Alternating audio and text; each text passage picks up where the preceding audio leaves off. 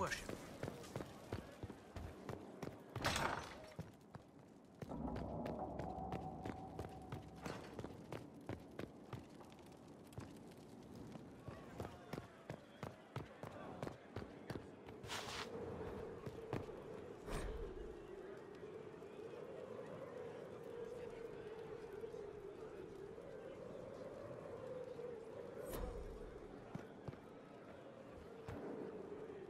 Yes?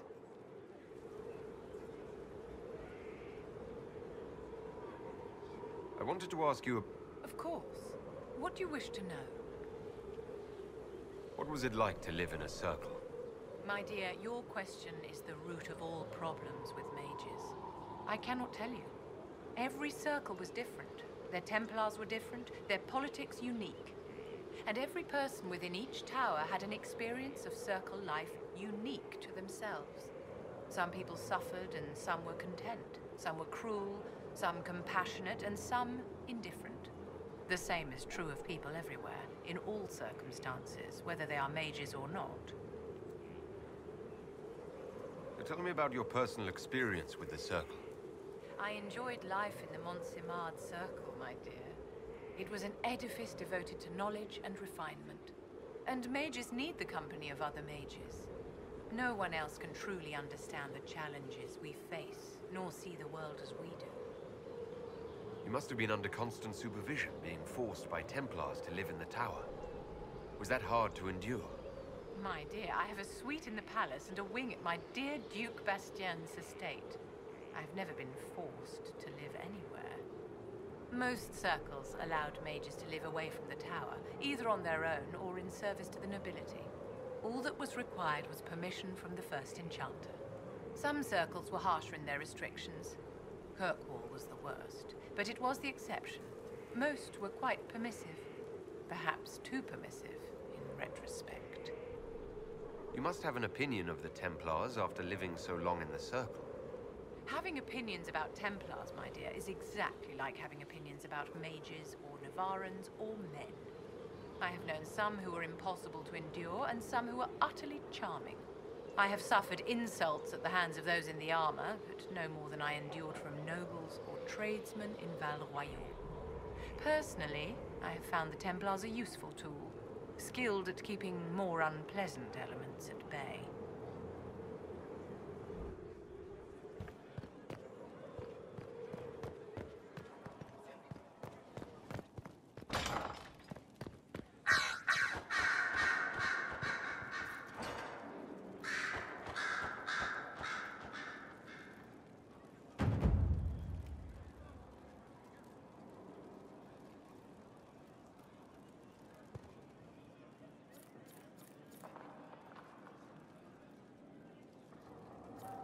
A request has been made of you, Inquisitor. Here it is. What is your evaluation of how we're doing? Adequate. Based on the partial improvements to Skyhold. As you were. Yes, Inquisitor.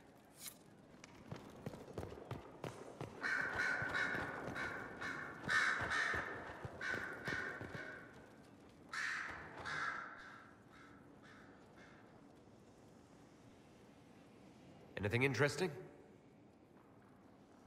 A letter regarding Felix, Alexius's son. He went to the Magisterium, stood on the Senate floor and told them of you. A glowing testimonial, I'm informed. No news on the reaction, but everyone back home is talking. Felix always was as good as his word. Was? He's dead. The Blight caught up with him.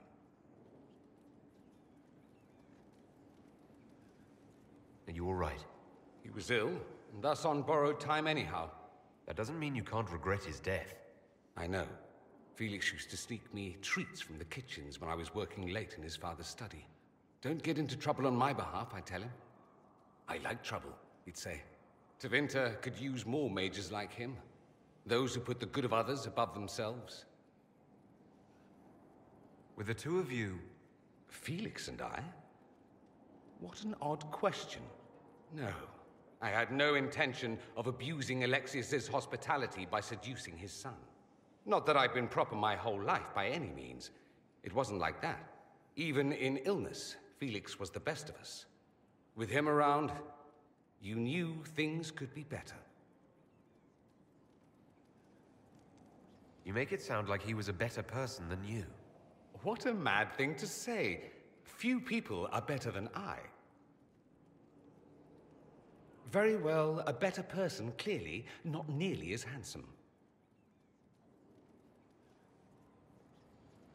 Thankfully, Felix wasn't the only decent sort kicking around Thedas.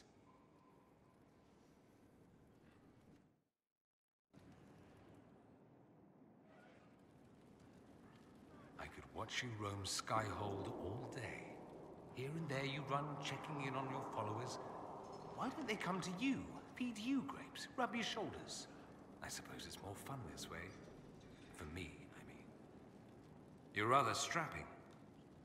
I've noticed you're rather strapping yourself. Of course you have. That only takes eyes. Luckily, I have those. You do. A rather fetching pair. At any rate, you didn't pass by to hear me fawn. Something on your mind? You said Alexius was a mentor of yours. He was my patron, sponsoring me to the higher levels of the Circle of Magi. In return, my successes were his. I had a lot of successes. Naturally. Alexius was most pleased. He and I used to talk over brandy about the corruption, how we could one day make real change in the Imperium. And then he gave up. He stopped trying. Why did he give up?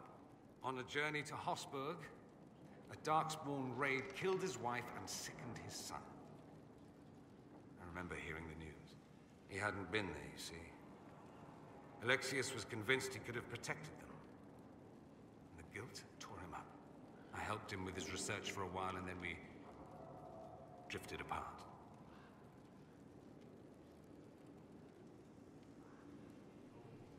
You mean you fought with him? I told him to snap out of it, move on. I thought I had all the answers. Later, I regretted my hasty words. But we didn't speak again until he approached me for the Venatori. Too much pride, I suppose. Plus, I was busy drinking. One must have priorities.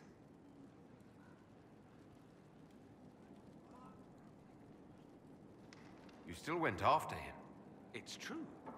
What was I thinking? It's so cold down here. At any rate, he's fallen so low, I doubt he'll ever get up. Sad, really. I should go. Here I thought we were just getting to the good part.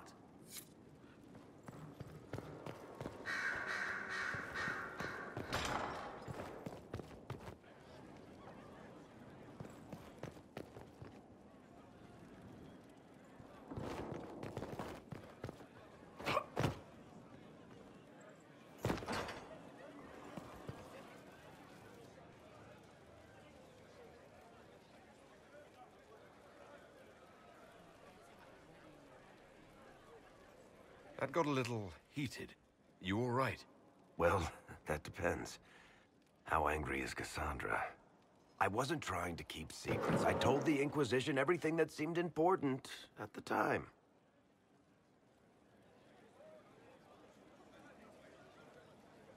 I know, Varric. You never would have kept quiet otherwise. I keep hoping none of this is real. Maybe it's all some bullshit from the Fade and it'll just disappear. I know I need to do better. I'm sorry.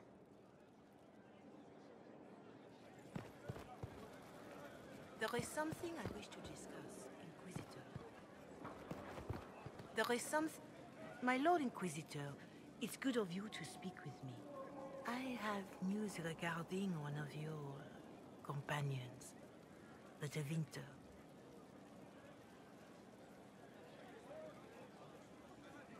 Is that a note of distaste I detect, Mother Giselle? I admit his presence here makes me uncomfortable, Inquisitor, but my feelings are of no importance. I have been in contact with his family. House Pavas, out of Carenas. Are you familiar with them?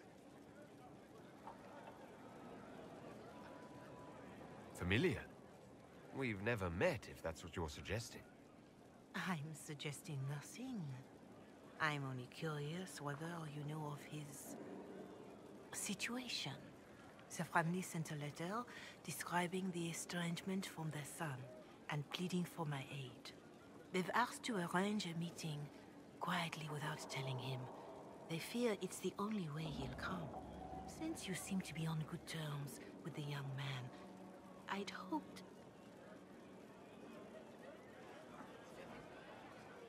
So what kind of meeting do you have in mind?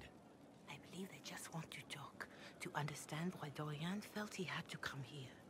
Somewhere private, away from Skyhold, but not in Tevinter. You make them nervous, I think. They don't understand why he's here with the Inquisition. They want him to come home. I'd be worried too if my son ran off to join some gauche foreigners on a crusade. So would I. Although I suspect there's more to it than either of us understands. Why would his family contact you? Because they don't know you, Inquisitor. I am not of the Imperial Chantry, but they know what I represent. These are parents concerned about the welfare of their son. How could I not do whatever possible?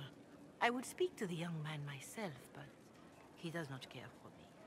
Thus I come to you. If any good can come of this, we must try. They don't want Dorian to know. That seems odd. They believe the young man would refuse, and the letter implies he'd have cause. Yet, they are remorseful for whatever came before. This is a chance for dialogue. There is deceit in bringing the young man to this meeting without his foreknowledge, I know. But does it not lead to a greater kindness if there is potential for reconciliation? Are you sure this isn't some kind of trap? I mean, the secrecy. That did occur to me. What if it is a plot of those mages, the Venatori? Another reason to put this in your hands, Inquisitor. I pray that isn't the case, but if it is, you are far better equipped than I to respond to such treachery. If you think I'm going to trick Dorian into meeting his family... I feared you might say that. The family will send a retainer to meet the young man at the Red Cliff Tavern, to take him onward. If he truly does not wish this reunion, he can always end the matter there. I pray you change your mind, Inquisitor. Perhaps their letter will persuade you. If there is any chance of success in this, it behooves us to act.